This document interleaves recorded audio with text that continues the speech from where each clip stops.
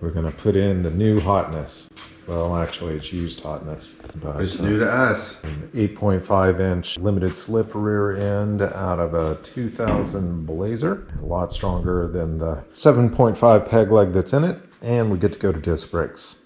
The collective we are going to put this back on jack stands. We have to remove part of the exhaust to pull the front leaf spring bolt out of the passenger side, and we will get that taken care of, and then we're going to drop the rear end and leaf springs as a unit. Everything else is undone, and then we're going to take those leaf springs off and start working on getting those bushings out.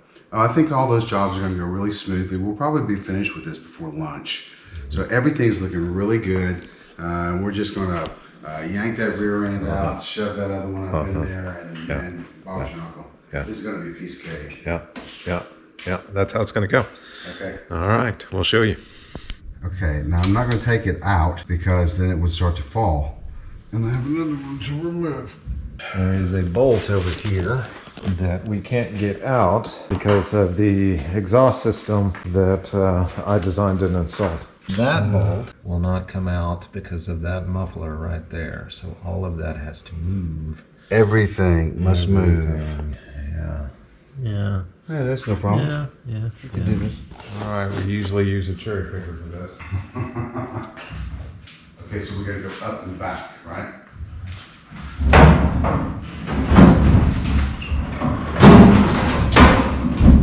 Anything the right brothers can do, the wrong brothers can do. Right, wrong, brothers.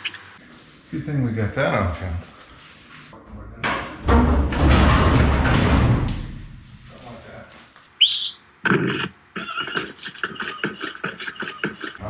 Okay. Okay, so we're going to come this way now, put it on the side, and then on the end.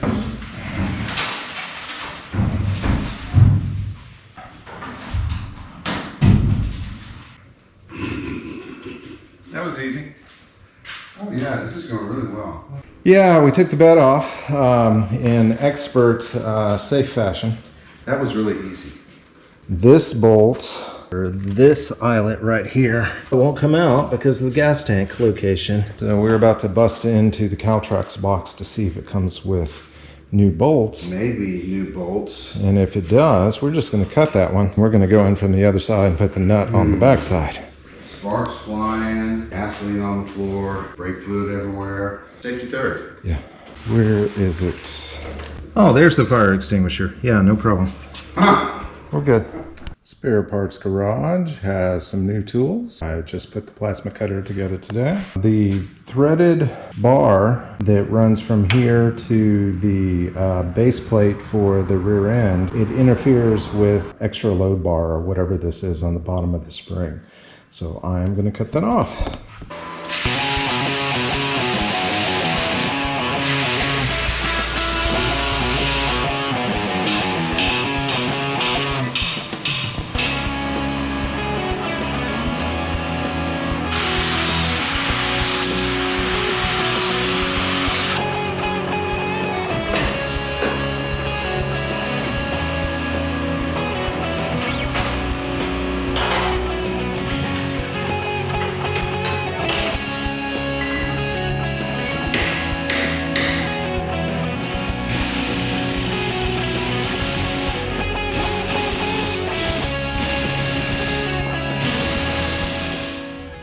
There's where I cut off a piece of spring on that load leveler bar, just so that it did not interfere.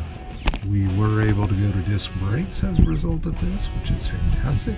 Required a little bit of emergency brake magic. My neighbor next door helped me out with that.